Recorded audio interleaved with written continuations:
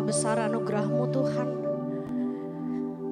bagi setiap kami yang gak layak, bagi setiap kami yang berdosa. Tapi sungguh kami menyadari Tuhan bahwa kalau kami ada sampai hari ini, semua karena anugerah Tuhan. Kalau kami masih bisa melalui hari-hari kami, semuanya karena kami tahu ada anugerah Tuhan yang menopang kehidupan kami. Terima kasih Tuhan buat kebaikan-Mu. Terima kasih Tuhan buat kasih setia-Mu. Kalau sebentar lagi kami mau sama-sama duduk diam belajar firman Tuhan. Kiranya Tuhan yang tolong kami, biar kami boleh terus mengingat betapa besar anugerah Tuhan. Kami mau persembahkan waktu kami yang singkat ini untuk kami mau benar-benar dengar apa yang menjadi isi hati Tuhan buat setiap kami. Berbicaralah ya Tuhan melalui hamba-Mu yang penuh dengan keterbatasan. Biar Kau pakai untuk boleh menyampaikan isi hati-Mu. Terima kasih Tuhan, terpujilah nama-Mu di dalam nama Tuhan Yesus. Kami berdoa, amin. Silakan duduk teman-teman sekalian.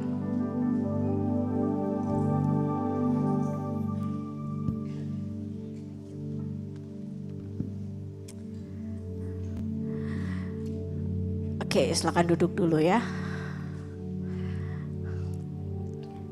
Shalom teman-teman. Astaga, boleh dijawab? Shalom. Nah, gitu ya. Kalau disapa jawab teman-teman ya.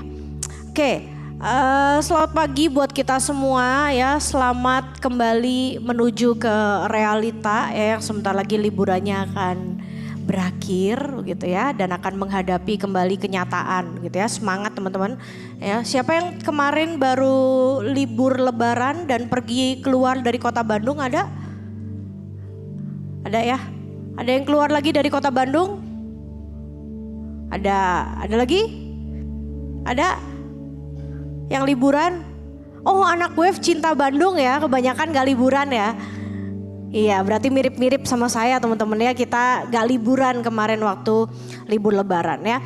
Oke, teman-teman, di minggu-minggu menjelang Paskah ini kan kita udah masuk bulan April ya. Kita akan merenungkan satu tema besar di sepanjang bulan April ini, yaitu New Life in Jesus atau hidup baru di dalam Yesus ya.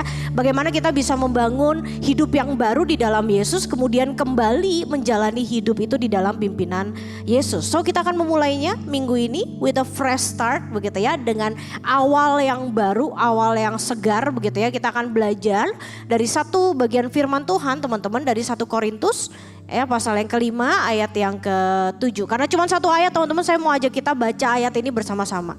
Ya, saya udah siapkan di depan, kalau teman-teman gak kelihatan boleh silakan buka handphonenya. Ya, teman-teman boleh baca di handphone ya. 1 Korintus 5 ayat yang ke-7. Silakan boleh disiapkan, yang gak kelihatan di layar boleh buka handphonenya ya. 1 Korintus 5 ayat yang 7. Kita akan baca bagian ini bersama-sama ya. 3, 2, 1. Buanglah ragi yang lama itu supaya kamu menjadi adonan yang baru. Sebab kamu memang tidak beragi, sebab anak domba Paskah kita juga telah disembelih, yaitu Kristus. Terima kasih teman-teman ya, demikian firman Tuhan. Teman-teman, seperti yang tadi saya bilang ya, seminggu kemarin waktu libur lebaran kebetulan saya tidak kemana-mana begitu ya. Dan saya waktu itu mencoba mencari hiburan begitu ya, kira-kira saya ngapain ya kalau misalkan saya gak kemana-mana ya. Karena ada teman saya dari luar kota datang begitu ya, kemudian dia nanya ke saya gitu, Gap, saya lagi datang nih ya ke Bandung katanya. Saya lagi liburan kata dia. Boleh gak kasih rekomendasi tempat makan, tempat wisata tapi yang ada nuansa alam begitu ya. Kemudian saya kasih rekomendasi ke teman saya dan saya bilang ke dusun Pip begitu ya. Nah, ada yang mungkin selama kemarin libur lebaran main ke dusun itu begitu ya. Kemudian teman saya bilang yang nuansa alam kan Gap? Betul, nuansa alam, silakan datang begitu ya. Kemudian dia datang pas di hari libur lebarannya begitu ya. Kemudian dia tiba-tiba ngechat saya ya, Gap, lu yang bener aja katanya gitu ya. Masa lu ngasih gua rekomendasi ini katanya gitu. Kenapa, emang jelek? Enggak, gue nyari nuansa alam katanya. Terus begitu gue datang orangnya kayak cendol, ini bukan nuansa alam, ini alam baka kata dia begitu ya. Gue kagak bisa nikmatin kata dia begitu. Makanya begitu saya tahu informasi itu ya, saya memutuskan untuk mending saya diem di rumah aja begitu ya. Saya diam di pastori daripada saya kemana-mana, di mana-mana ternyata macet dan penuh dengan orang ya, nyari makan juga susah, makanya saya nggak kemana-mana. Nah, tapi karena saya nggak kemana-mana teman-teman, saya mulai mencari hiburan begitu ya. Lewat apa? Lewat game. Saya tuh sebenarnya nggak terlalu suka main game teman-teman ya. Jadi saya mencoba mencari begitu ya, game apa ya kira-kira yang easy, yang simple, yang saya bisa mainin. Karena saya nggak bisa teman-teman, saya sudah mencoba main Mobile Legends seperti yang teman-teman mainkan begitu ya. Apa yang terjadi? Ya beban ya, kalau nggak beban ya emang nggak bisa ngapa-ngapain aja begitu ya. Jadi saya ngerasa kayaknya bukan saya deh ini ya gitu, jadi saya nggak bisa main. Akhirnya saya mencari game yang buat saya gampang dan mengingatkan saya kepada mainan saya masa kecil. Ya, mainan saya masa kecil. Nah akhirnya saya memainkan sebuah game yang saya kira mirip dengan mainan masa kecil saya, yaitu Mario Bros. Ya, saya memainkan Super Mario Run begitu ya. Waktu saya ngeliat mirip ini mah begitu ya. Mirip kayak game saya zaman kecil begitu waktu main di apa tuh namanya? Nintendo ya yang kecil itu yang masih gambarnya pixel gitu. Tapi saya ngeliat di situ kok resolusinya bagus ya. Marionya nggak kotak-kotak ya, Marionya bulat gitu. Kok lucu begitu. Akhirnya saya mainin teman-teman ya. Waktu saya mainin begitu ya. Ternyata game ini gak jauh berbeda dengan permainan Mario Bros yang masih pixel itu, yang lompat nanti masuk ke pipa, tahu ya, ngambilin koin begitu. Itu game yang sangat sederhana saya kira begitu ya. Tapi ternyata karena ini namanya Super Mario Run begitu ya. Jadi dia cuman bisa lari teman-teman. Di versi ini cuman bisa lari ke depan, dia gak bisa mundur ke belakang. Ya kalau zaman dulu itu Marionya masih bisa dimundurin, ngambil koin yang ke belakang tuh masih bisa. Sekarang gak bisa teman-teman. Dia maju terus lari begitu ya, ternyata lebih susah begitu. Nah dan akhirnya teman-teman ya, sampai di level tertentu ya yang saya sempat screenshot ini ya, karena saya gagal terus di situ begitu ya. Makanya saya bisa nge-screenshot. Di sini teman-teman, diketawain saya ya, makasih. Karena di sini gagal terus teman-teman, saya kesel gitu. Kenapa sih level ini kok susah banget begitu ya? Kayaknya lebih susah daripada saya nyobain main GTA. Enggak bercanda, GTA lebih susah ya. Saya main tuh susah banget begitu, ini kenapa sih saya gagal terus begitu. Sampai akhirnya waktu gagal terus di course 4 ini saya gagal ya. Karena yang permainan ini, level ini itu harus menyelesaikan 10 course teman-teman. Dan di course itu yang dihitung bukan cuma koin kuningnya. Jadi ada koin spesial warna ungu yang harus saya kumpulkan dan lokasinya sangat tidak masuk akal begitu ya. Ada di atas sekali dan saya yang kecil itu begitu ya. Marionya yang bantet itu gak bisa lompat sampai ke atas begitu ya. Udah nabrak tembok sana sini tetap gak bisa lompat ya. Dan saya kesel banget di situ. Akhirnya saya screenshot karena saya mau pakai buat khotbah begitu ya. Bagus juga sih saya gagal jadi saya bisa screenshot. Tapi teman-teman ya, karena di level ini saya udah gagal berkali-kali begitu ya. Akhirnya apa yang saya lakukan teman-teman? Saya tekan tombol escape kalau ada di keyboard begitu ya. Tujuannya untuk apa? Kalau udah di escape biasanya nge-pause, betul nggak? Ya gamenya nge-pause, betul ya. Gamenya nge-pause. Nah waktu gamenya nge-pause biasanya muncul 2 pilihan teman-teman ya. Tuh, are you sure? Ya, quit or restart gitu ya. Dan saya sudah melakukan restart ini puluhan kali teman-teman ya. Saya gagal terus di level itu. Saya kesel dan hari ini gamenya masih ada di sini. Cuman kayaknya nanti pulang saya uninstall aja begitu ya. Karena saya udah kesel. Pokoknya saya game kalau udah gagal terus biasanya saya uninstall teman-teman. Terus saya gak main selama berbulan-bulan. Karena saya memang gak terlalu suka main game ya.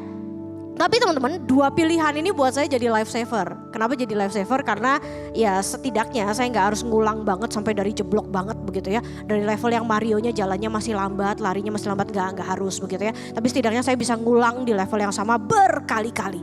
Ya saya bisa restart.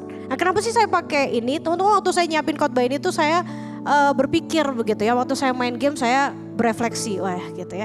Main game aja berefleksi, capek bener enggak gitu ya. Saya cuma mengingat begini teman-teman.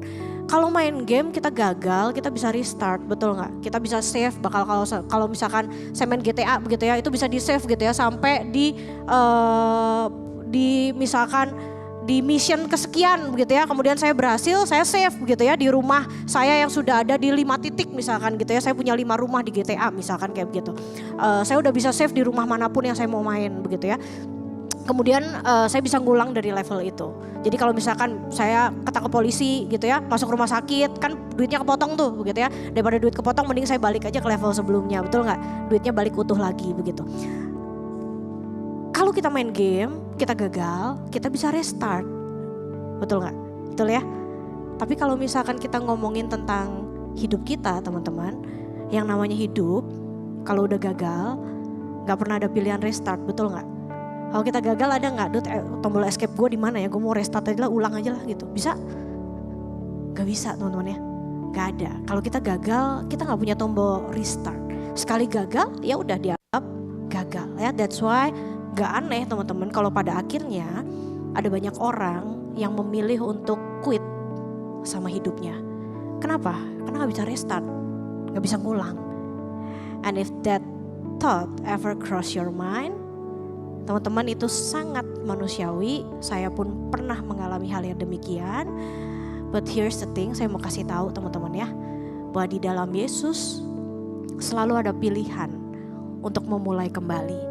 Ya, tentu bukan dengan kekuatan kita, karena kita nggak pernah punya tombol restart itu. Tapi di dalam Yesus dan melalui Yesus selalu ada pilihan untuk memulai kembali. Bukan dengan kekuatan kita pastinya, tapi dengan anugerahnya yang besar. So, manusia menyadari bahwa ketika dia gagal, dia nggak bisa restart. Karena dia nggak punya kemampuan itu. Tapi Yesus punya, dan Yesus kasih opsi itu buat kita semua hari ini. Ya, restart with a fresh start. Gitu ya. That's why tema ini diambil fresh start. Mungkin kita berpikir kok kayaknya telat ya. Masa tema fresh start di bulan April begitu? Terlambat gak sih ngomongin fresh startnya sekarang begitu ya? Tentu gak ada yang terlambat teman-teman di dalam timeline-nya Tuhan. Maka kita akan belajar nanti dari 1 Korintus 5 ayat 7 tadi yang kita baca. Supaya kita tahu bagaimana hikmat Tuhan yang memungkinkan kita untuk bisa mengalami fresh start di dalam Yesus. Dan kita tahu hari ini bagaimana caranya. Kita tahu apa hikmatnya yang kita perlukan ya. So gimana caranya teman-teman? Yang pertama kita mau sama-sama ambil langkah teman-teman untuk membuang hidup kita yang lama. Teman-teman, di 1 Korintus 5 ayat yang ke-17 tadi yang awal kita baca ya, di bagian pertamanya itu dituliskan begini. Buanglah ragi yang lama, dikatakan begitu ya, supaya kamu menjadi adonan yang baru. Ya, sekali lagi saya baca ya, buanglah ragi yang lama supaya kamu menjadi adonan yang baru. Ya mungkin ini a bit weird buat kita, agak aneh begitu ya. Karena mungkin sebagian dari kita berpikir bahwa kalau selama ini Tuhan Yesus itu ternyata tidak cuma menghasilkan mujizat begitu ya. Tapi dia juga bikin resep roti, tapi bukan sourdough ya yang lagi hits zaman sekarang ya. Sekarang tuh aneh-aneh ya teman-teman ya, orang gak cuma pelihara hewan ya. Kalau saya di rumah pelihara kucing, sugar glider begitu ya. Ternyata orang sekarang juga pelihara adonan ya, sourdough gitu ya. Yang dikasih ragi kemudian dikasih makan setiap hari kemudian bisa hidup begitu ya. Nah, apakah Tuhan kita bikin resep roti teman-teman begitu ya yang kemudian dituliskan ulang oleh Paulus? Maka teman-teman, kenapa tiba-tiba bahasnya ragi begitu ya? Maksudnya gimana? Kenapa harus disebut ragi? Ya kalau teman-teman yang udah nonton film The Last Supper, ada yang udah nonton di sini? Film The Last Supper? Udah nonton? Udah nonton? Sebagian udah nonton ya. Saya belum nonton teman-teman, tapi saya dengar ceritanya begitu ya. Mungkin buat teman-teman yang udah nonton film The Last Supper, teman-teman ngerti sedikit kenapa sih kok yang dibahas ragi begitu ya. Kenapa yang dibahas ragi? Tapi buat yang belum nonton begitu ya, izinkan saya menjelaskan cepat aja teman-teman begitu ya. Kenapa sih tiba-tiba Paulus bahas ragi ya. Minggu ini di masa Prapaskah teman-teman, pastinya bagian ini kita pelajari karena ada kaitannya dengan ya. So long time ago di dalam perayaan Paskahnya orang Yahudi teman-teman, mereka memperingati peristiwa yang penting sekali yang pernah dialami oleh umat Allah begitu ya. Salah satunya adalah peristiwa yang mereka peringati pastinya adalah waktu mereka dilepaskan dari tulah kematian anak sulung di Mesir ya. Di sanalah Paskah pertama itu terjadi begitu ya. Mereka mempersembahkan korban domba, kemudian darahnya mereka oles di ambang pintu begitu ya, supaya apa? Supaya ketika malaikat Tuhan lewat, anak sulung mereka, anak sulung orang Israel itu tidak mati. Begitu ya. Itu adalah Paskah yang pertama teman-teman, dan pada akhirnya mereka merayakan itu sampai sekarang begitu ya, setiap tahunnya. Nah, lalu kenapa yang dibahas adalah ragi? Nah, di dalam salah satu perintah teman-teman, selain mereka mengoleskan darah di ambang pintu, salah satu perintah yang diperintahkan oleh Tuhan adalah ketika itu mereka harus membuang semua ragi yang ada di rumahnya. Ya, mereka harus buang semua ragi yang ada di rumahnya. Lalu apakah karena ragi itu sesuatu yang buruk? Apakah karena itu sesuatu yang jelek? Teman-teman, ragi itu akan jadi penggambaran yang paling mudah untuk dimengerti sama orang-orang di zaman itu. Kenapa? Karena di masa itu yang namanya roti dianggap roti yang murni itu adalah roti yang tidak tercampur oleh ragi. Kenapa? Pada dasarnya teman-teman, ragi itu membuat sebuah adonan mengalami proses yang namanya apa? pembusukan atau bahasa kerennya kita adalah fermentasi. Jadi kalau teman-teman dengar kata fermentasi itu sebenarnya adalah proses pembusukan ya dari bakteri. Kurang lebih begitu teman-teman. Nah, kata pembusukan inilah yang menjadi highlight. Kenapa itu akhirnya menjadi sebuah penggambaran begitu ya. Proses pembusukan ini tidak terlihat dengan jelas, tidak terlihat dengan kasat mata begitu ya. Tapi dia bekerja secara perlahan, kemudian tiba-tiba berefek kepada seluruh adonan, kemudian adonan itu mengembang. Ya, di dalam konteks bikin roti itu sesuatu yang baik. Ya, kalau kita roti nggak ngembang tuh sedih ya. Kemarin malam saya iseng-iseng tiba-tiba pengen baking begitu ya. Nah, ya. Hal yang paling saya takutkan adalah ketika nanti keluar dari oven kemudian dia ambles begitu ya. Berarti itu nggak ngembang begitu. Tapi bersyukurnya jadi teman-teman. Kalau dalam konteks bikin roti, ragi itu oke gitu ya. Ragi itu mengembangkan tuh sesuatu yang baik begitu. Tapi di dalam konteks pembicaraan ini, Tuhan mau kasih tahu bahwa ragi yang dimaksud oleh Tuhan itu sebenarnya dikaitkan dengan gambaran dosa. Efek ragi itu sama seperti efek dosa begitu ya. Secara diam-diam bekerja di dalam diri manusia ya, bergerak secara tidak terlihat, kemudian perlahan mulai membusukkan ya dan membuat kita berkembang dengan luar biasa ke arah yang buruk. Merusak kehidupan manusia. Itu alasannya teman-teman kenapa Paulus ingatkan jemaat Korintus dan kita semua hari ini bahwa membiarkan dosa bersarang di dalam hidup kita itu sama seperti ragi yang bikin kita mengembang. Of course sekali lagi not in a good way, tapi membuat kita semakin buruk. Karena dia bekerja secara diam-diam merusak dan membusukkan kehidupan kita. Teman-teman, saya gak tahu dengan pastinya hari-hari ini apa dosa-dosa yang mungkin kita sedang simpan di dalam hati, di dalam pikiran kita. Entah itu kemarahan, entah itu kebencian, entah itu kepahitan, atau mungkin berhala, atau bahkan mungkin perzinahan yang menguasai hati dan pikiran kita. Teman-teman, dunia ini memberikan ada begitu banyak ragi yang bisa masuk ke dalam hidup kita tanpa kita sadari. Ya, apa yang kita ikuti di sosial media hari ini itu kasih kita influence dan itu juga bisa membuka celah untuk keberdosaan itu bisa masuk. So teman-teman, kita perlu ngerti bahwa di dalam hidup ini teman-teman ada hal yang di luar kendali kita, seperti pengaruh dunia berdosa misalnya. Ya, kita nggak bisa pernah mengendalikan dunia yang semakin liar, tetapi keputusan untuk membuka hati dan mengizinkan ragi itu masuk ke dalam hidup kita adalah hal yang ada di dalam kendali kita. Perhatikan teman-teman ya, ada hal yang mungkin di luar kendali kita. Tapi untuk kita bisa, how I handle temptation, bagaimana saya bisa menjaga hati saya murni di hadapan Tuhan, itu ada di dalam kendali kita. Mengizinkan ragi itu masuk, jangan salah-salahin iblis teman-teman ya. Gara-gara setan tuh Ci, makanya saya begini, enggak ya. Justru Tuhan pakai situasi kita, setan pakai situasi kita teman-teman, maaf ya. Setan pakai situasi kita. Waktu kita membiarkan hati kita terbuka, di sanalah iblis bekerja. Ya, jadi jangan salah-salahin setannya teman-teman ya. Bukan saya belain setan sekali lagi ya, tapi teman-teman kita perlu ngerti bahwa keputusan untuk membiarkan ragi itu masuk ada di dalam kendali kita ya. Seperti pornografi misalnya teman-teman. Pornografi bisa diakses, betul begitu ya. Tapi keputusan untuk tidak mengakses, tidak mengotori hidup kita dengan pornografi, itu sepenuhnya ada di dalam kendali kita. Ya, that's why teman-teman kita tahu kalau setiap hari sebenarnya hidup kita ada di dalam peperangan yang tidak kelihatan. Ya, seberapa banyak di antara kita yang sebenarnya tidak pernah kita mau mengkonsumsi hal-hal yang mungkin berbau pornografi, tapi hal itu muncul begitu saja ya lewat konten-konten yang ada di Instagram misalnya. Ya, saya pernah satu kali teman-teman muncul satu konten begitu ya dari short video begitu ya, semacam film begitu ya. Ternyata di situ gak ada bedanya dengan hal-hal yang berbau konten pornografi. Teman-teman, kita nggak minta loh hal seperti itu, betul nggak? Itu muncul sebagai iklan yang ada di Instagram, ya. Tapi kita punya kendali betul untuk mengendalikan isi Instagram kita, betul.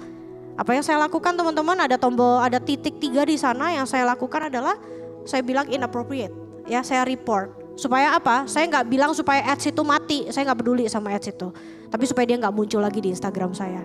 Kita punya kendali teman-teman ya, atas apa yang kita lihat, apa yang kita baca. So teman-teman, itulah kenapa Paulus tadi bilang begitu ya. Bahkan di ayat yang berikutnya, di bagian berikutnya, dia berkata bahwa sebab kamu memang seharusnya tidak beragi. Ya, seharusnya tidak beragi. Saya tambahkan di sana kata seharusnya ya, tidak beragi. Teman-teman, kita gak akan mampu bertahan di dalam peperangan ini kalau kita tidak hidup dengan identitas yang Tuhan kasih ini. Ya, di dalam Kristus Yesus seharusnya kita bukan lagi adonan yang beragi. Ya, di dalam Kristus Yesus kita bukan lagi manusia yang dikuasai oleh dosa. Kita dimampukan untuk mengendalikan diri kita, ya, akan hal-hal apa yang akan masuk ke dalam hidup kita. Kita dimampukan, teman-teman, asal kita hidup sebagai anak-anak Tuhan, bukan lagi adonan yang beragi, karena kita seharusnya memang tidak beragi. So teman-teman, jangan sia-siakan pengorbanan Kristus yang mau mati buat kita di kayu salib. Sampai sebegitunya dia berkorban, mati buat kita supaya Roh Kudus itu turun ke atas kita, kasih kita kekuatan yang begitu besar untuk menghadapi peperangan melawan dosa. Kalau hari-hari ini kamu ngerasa langkahmu berat, teman-teman, rasanya ada banyak ragi yang membuatmu mengembang ke arah yang gak baik, Tuhan Yesus itu lagi nunggu hari ini, ya, dengan tangannya yang terbuka di hadapanmu. Dia siap, teman-teman, dia siap buat angkat setiap beban yang menumpuk di pundakmu. Bahkan kadang, teman-teman, ada hal-hal yang kita kira baik di dalam hidup ini, nyatanya itu menjadi ragi yang merusak hidup kita. Saya pengen sharing ya satu pengalaman saya. Satu kali, teman-teman, di dalam pengalaman hidup saya pernah ada di titik di mana saya merasa bersyukur sekali begitu ya, dengan panggilan saya menjadi seorang hamba Tuhan. Saya bersyukur sekali begitu ya. Saya tahu ini anugerah yang terlalu besar buat seseorang yang tidak layak seperti saya begitu ya. Tapi status sebagai seorang hamba Tuhan pernah gitu ya, status saya sebagai seorang hamba Tuhan pernah menjadi tidak murni ya. Saya berpikir bahwa saya tahu isi Alkitab, saya mengerti apa yang Yesus ajarkan gitu ya, sampai pada akhirnya hal ini menjadi sebuah kesombongan yang membawa saya kepada sikap yang heroik ya. Heroik tuh sok mau jadi pahlawan begitu ya. Dulu saya berpikir dengan saya jadi hamba Tuhan, saya tahu banyak hal begitu ya tentang Tuhan, maka saya berpikir saya bisa mengubahkan hidup orang lain ya. Dulu saya pernah berpikir demikian. Itu adalah sebuah pemikiran yang bodoh, saya akui begitu ya. Saya bertindak heroik seolah saya mampu dengan segala pengetahuan saya begitu ya. Saya berpikir bahwa saya bisa mengubahkan hidup orang lain ya. Sampai pada akhirnya saya diperhadapkan dengan sebuah kenyataan, teman-teman, bahwa seseorang yang pernah sangat saya kasihi begitu ya, saya kira saya bisa mengubah orang tersebut, dan pada akhirnya orang tersebut justru menjadi luka yang salah satu luka yang paling besar di dalam sejarah hidup saya ya. Dan di sana pada akhirnya saya disadarkan bahwa saya bukan siapa-siapa. Dengan status saya, dengan segala pengetahuan saya bukan siapa-siapa. Saya gak bisa mengubah hidup seseorang dengan segala keberdosaannya, karena saya pun manusia berdosa ya. Pengetahuan, status, kesombongan, sikap heroik itu sudah jadi ragi yang sempat merusak hidup saya. Sesuatu yang saya kira baik ya, tapi nyatanya menjadi ragi yang membuat langkah saya begitu berat, yang membuat hidup saya begitu rusak. Teman-teman, di masa prapaskah ini ayo kita belajar ya, belajar untuk buang semua ragi yang ada di dalam hidup kita. Mungkin ada dosa-dosa yang kita biarkan mengembang, ada situasi-situasi yang membuat kita mengejar segala sesuatu sampai kita lupa bahwa sebenarnya kita punya Tuhan dan kekuatan kita hanya ada di dalam Tuhan, bukan di dalam diri kita sendiri. Teman-teman, mari kita belajar tanggalkan itu di tangan Yesus. Dia tahu bahwa kita gak mampu, dia tahu bahwa kita gak sanggup. Kita mau hidup jadi adonan yang tidak beragi di tangan Yesus. Cukup dengan keberdosaan kita hari ini, cukup dengan segala sikap heroik kita yang justru membuat kita lupa bahwa kita punya Tuhan yang berkuasa. Bukan kita Tuhannya, tapi Yesus Tuhannya. Hidup sebagai anak-anak Tuhan, jangan hidup playing God seolah kamu yang adalah Tuhannya. Ya, belajar menjaga hati, teman-teman, belajar menjaga hidup kita murni di hadapan Tuhan. Saya pun struggling, saya pun berjuang, tapi ayo kita berjuang sama-sama. Apakah ini possible, teman-teman? Apakah ini possible untuk kita jalani? Maka hal kedua, teman-teman, selain kita mengambil langkah untuk kita buang ragi, buang kehidupan kita yang lama, kita perlu belajar Waktu kita buang hidup yang lama, artinya kita mengambil sebuah komitmen untuk menjalani hidup yang baru.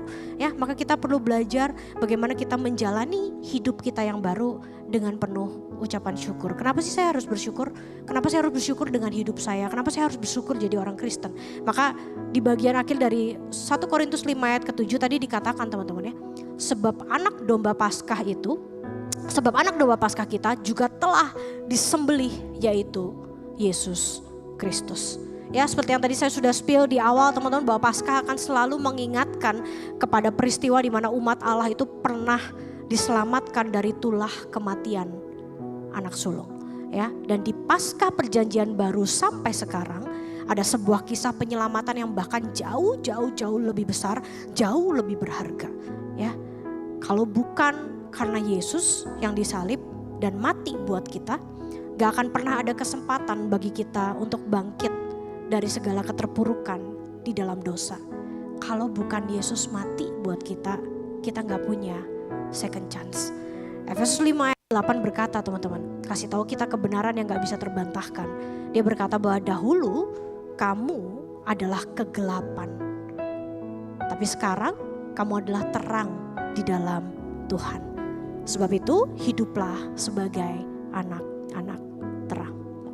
Teman-teman, Tuhan tahu kalau kita semua pernah ada di dalam titik gelapnya kita. Semua orang hidupnya punya titik gelap, ya, yang bahkan kadang dia sendiri gak sadari. Ya, semua orang punya titik gelap di dalam hidupnya. Tuhan Yesus tahu kalau daging kita itu lemah. Tuhan Yesus itu tidak pernah membiarkan kita berjuang sendiri. That's why dia yang ambil inisiatif. Bukan karena di-invite oleh siapapun makanya dia datang ke dunia. No, dia yang ambil inisiatif untuk dia datang ke dunia jadi korban penebusan buat dosa kita. Kenapa teman-teman? Karena dia mau buktikan bahwa dia mau berjuang bersama-sama dengan kita menghadapi kerasnya dunia yang berdosa. Waktu dunia ini bikin kita terpuruk, bikin kita gak berharga, justru Tuhan Yesus datang buat ganti status kita dari anak-anak kegelapan menjadi anak-anak terang.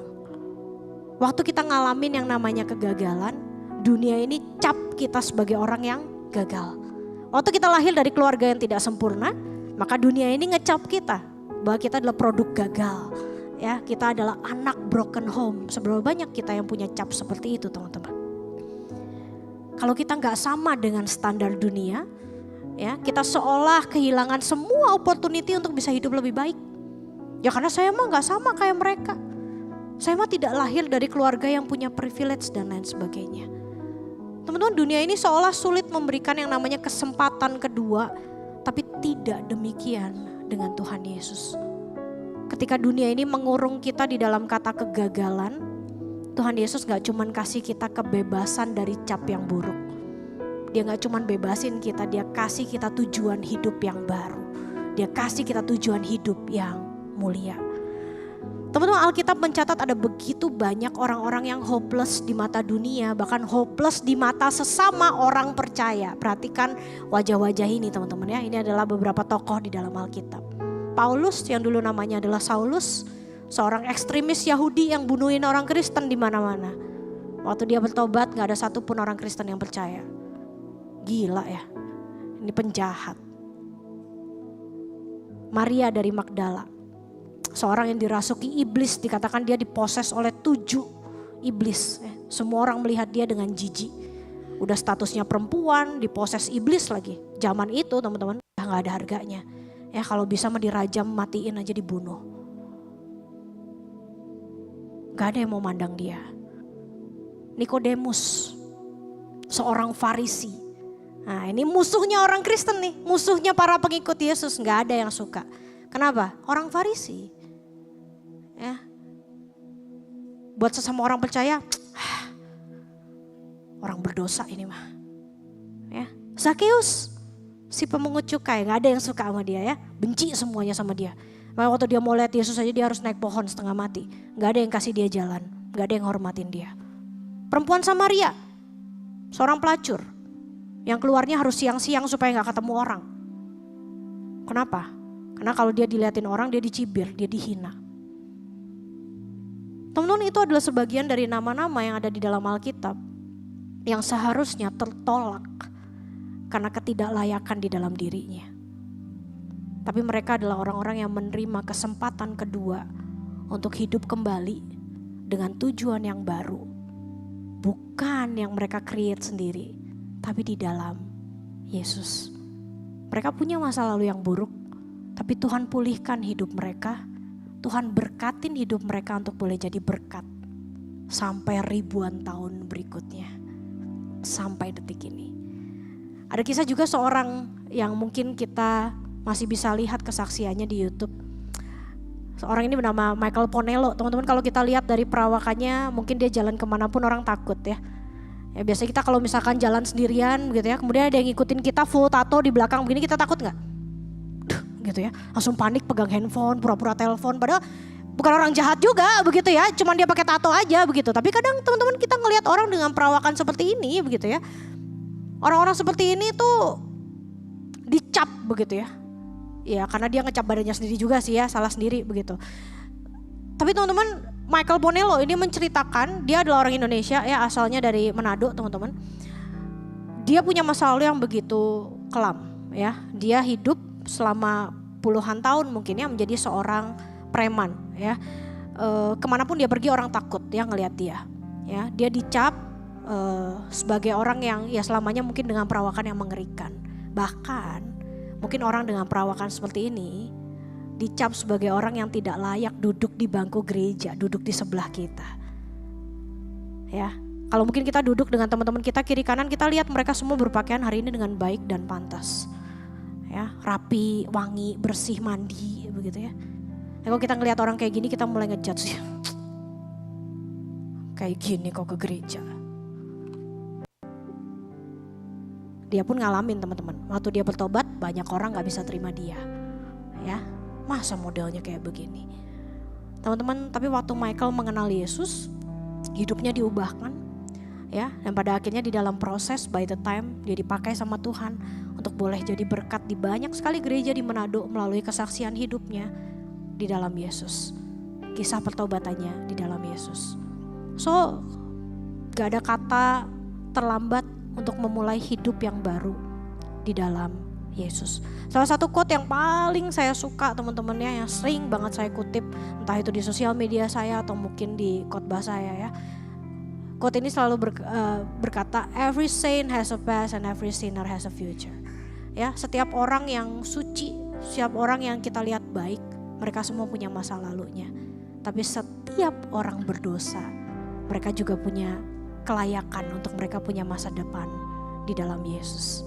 Gak ada satupun manusia di dunia ini yang layak untuk menunjuk sesamanya perawakannya kayak gimana pun begitu ya. Dan berkata kamu berdosa, kamu gak layak. Gak ada satupun teman-teman. Saya gak layak, kita semua gak layak untuk menunjuk orang lain seperti demikian. Kenapa?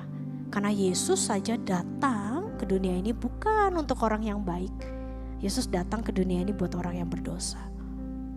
Teman-teman, kalau kita yang segitu berdosanya, kita dikasihi, kita dikasih kesempatan kedua, kita diberikan tujuan hidup yang baru.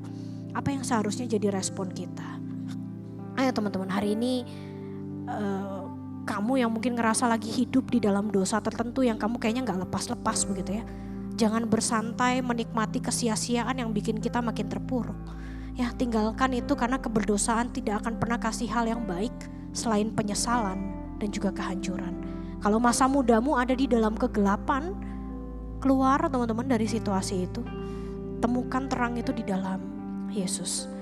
Kalau hidup berkata bahwa hari ini kamu sudah terlambat, maka Tuhan Yesus bilang bahwa fresh start itu bisa dimulai dari manapun posisi kamu hari ini. Ya, dunia ini boleh bilang terlambat, tapi Tuhan Yesus bilang aku bisa mulai dari titik hidupmu yang ada dimanapun. Even at your lowest point, Tuhan bisa mulai dari sana.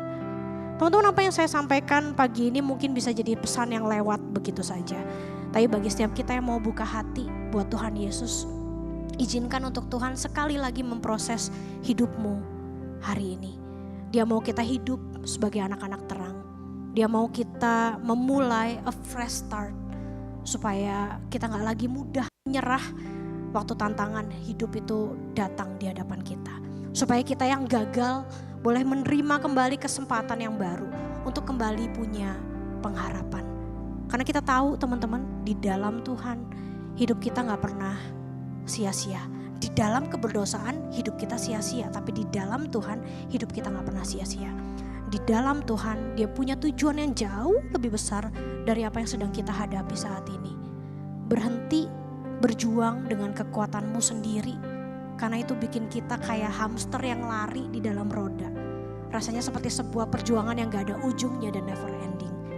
Balik sama Tuhan, berdiam di dalam Tuhan, temukan hidup yang baru di dalam Tuhan. Ada seorang teolog teman-teman bernama Timothy Keller, dia pernah berkata begini, sebuah kalimat yang sangat baik teman-teman. Kalimat ini berkata bahwa setelah penciptaan Tuhan berkata sudah selesai dan Dia beristirahat. Tetapi setelah penebusan Yesus berkata sudah selesai dan kita yang bisa beristirahat. We can rest. Mari berhenti dari kesia-siaan dan beristirahatlah di dalam kebenaran yang memberi kita kelegaan. Mari kita tundukkan kepala kita, berdoa.